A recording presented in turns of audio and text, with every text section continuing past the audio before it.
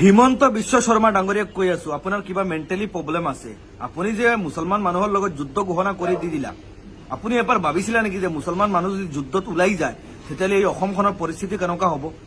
আপুনি এই সাহসটো ক'ৰ পৰা পালা যে মুছলমানৰ লগত আপুনি যুদ্ধ খেলিব? আপোনাক চৰকাৰ বনোৱা হৈছিল নেকি যে আপোনাৰ লগত যুদ্ধ খেলিবলৈ? আমি আপোনাক চৰকাৰ বনাইছিলো নেকি যে আপোনাৰ লগত আমি যাই কিনি যুদ্ধ খেলিম বুলি? আপুনি কি যুদ্ধ খেলিব পাৰে? মুছলমানৰ লগত আপুনি কি কোনটো যুদ্ধ খেলিব এইটো কোৱা। মই কৈ আছো আপোনাৰ কিবা হয়তো প্ৰব্লেম হ'ব পাৰে মেণ্টেলি, আপুনি ভাল এজন ডাক্তৰ দেখুৱাওক।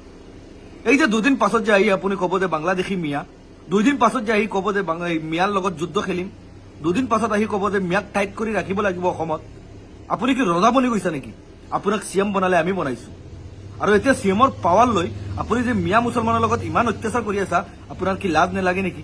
আপুনিও এজন মানুহ, আমিও মানুহ হৈ যে আপুনি মানুহৰ লগত যে ইমান অত্যাচাৰ কৰি আছা, আপোনাৰ কি ভয় নালাগে নেকি?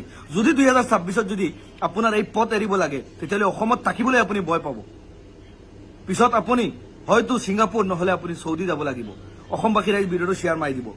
এনেকুৱা অসমৰ ভয়াৱহ পৰিস্থিতি, অসমৰ উন্নয়নৰ বাবে চৰকাৰে ববাই নাই, অকলে হিন্দু মুছলমান আৰু এই বাংলাদেশী মুছলমান লৈ টপিক মানে চৰকাৰৰ। আপোনালোকে চাওকচোন ৰাজনীতি কেনেকুৱা চলি আছে, ৰাজনীতি মিয়া মুছলমানৰ ওপৰত।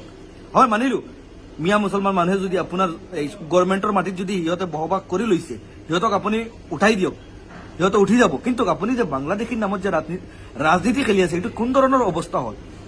যিবিলাক মানুহক আজি আপুনি অত্যাচাৰ কৰিছিল সেইবিলাক মানুহক আপুনি কৈছিলে যে মাটিৰ পট্টা বনাই দিম।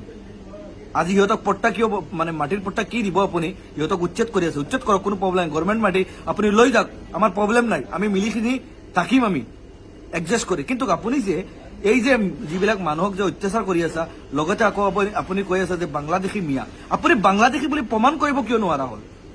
প্ৰমাণ কৰি দেখুৱাওক। আমি বাংলাদেশী হ'লে আমি বাংলাদেশ গুচি যাম। আপুনি প্ৰমাণ কৰিব নোৱাৰে, বাংলাদেশী টপিক লৈ আকৌ কিয় ৰাজনীতি খেলি আছে? 2026 আমি কংগ্ৰেছ চৰকাৰ আগবঢ়াব লাগিব। মুছলমান মানুহ যদি আমি শান্তিৰে থাকিব হয় এই অসমত, মুছলমান সকলো মানুহে এই ভিডিঅ'টো শ্বেয়াৰ মাৰি দিব, আৰু শান্তিৰে থাকিব হ'লে কংগ্ৰেছ চৰকাৰক আগবঢ়াই দিওঁ। আমি চৰকাৰৰ লগত যুদ্ধ খেলিব বিচৰা নাই, আমি শান্তি বিচাৰিছো অসমত। আমি যাতে শান্তি পাওঁ আৰু যোনজন চৰকাৰে আমাক শান্তিৰে ৰাখিব পাৰিব, আমি সেই চৰকাৰক ছাপোৰ্ট কৰি আগবঢ়াই দিবলৈ চেষ্টা চলাম। সকলো মানুহে এই ভিডিঅ'টো শ্বেয়াৰ মাৰি কংগ্ৰেছ চৰকাৰক জড়িত হওক, কংগ্ৰেছ চৰকাৰক আগবঢ়াই দিয়ক, যাতে কংগ্ৰেছ চৰকাৰৰ যদি মুখ্যমন্ত্ৰী হিচাপে গৌৰৱ গগৈ আহে তেতিয়াহ'লে মনত ৰাখিব আমাৰ গৰীব দুখীয়া মানুহৰ শান্তি হ'ব। ভিডিঅ'টো শ্বেয়াৰ মাৰি দিয়ক গাইজ। মই কাকো ভয় নকৰোঁ, কিয়নো মোৰ আল্লাহৰ ওপৰত, আল্লাহৰ পিছত মই কাকো ভয় নকৰোঁ। জেল দি দিলে দি দিব মোক, মই সত্য কথা মই কৈ যাওঁ, মই মিছা কথা কোৱা ভাল নাপাওঁ। আজি চাওকচোন অসমৰ পৰিস্থিতি, উন্নয়নৰ বাবে চৰকাৰে ভাবাই নাই, অকলে মুছলমানৰ টপিক, অকলে মুছলমানক খাৰাশাস্তি। আমি চৰকাৰ বনাইছিলো এই খাৰাশাস্তি কৰিবলৈ। আপুনি যেতিয়া চৰকাৰ বনিবলৈ মুছলমানৰ ওচৰত গৈছিলে, মুখ্যমন্ত্ৰী বনিবলৈ, মুছলমানৰ ওচৰত যাওঁতে আপুনি নিজে টুপি লগাই গৈছিলে যে মুছলমান মানুহ আমাক ভোট দি জিকুৱাই দিয়া, আৰু এতিয়া তুমি মুছলমান দুই চকুৰে দেখিব নোৱাৰা হ'ল। চাওকচোন ভয়াৱহ পৰিস্থিতি, কিমান সাহস চৰকাৰৰ। আমি বনাই দিছো মুখ্যমন্ত্ৰী, আৰু এতিয়া আমাক মাৰাৰ চেষ্টা, আমাৰ লগত যুদ্ধ কৰাৰ চেষ্টা। আপুনি কোনটো যুদ্ধ খেলিব পাৰে এইটো কোৱা। আপুনি যে মিয়া মুছলমানৰ লগত যুদ্ধ ঘোষণা কৰিলে, আপুনি কোনটো যুদ্ধ খেলিব পাৰিবা? আগতে ট্ৰেইনিং দিয়া, পিছত মিয়া মুছলমানক যুদ্ধ কৰাৰ কথা ক'বা। মিয়া মুছলমানে কাকো ভয় নকৰে।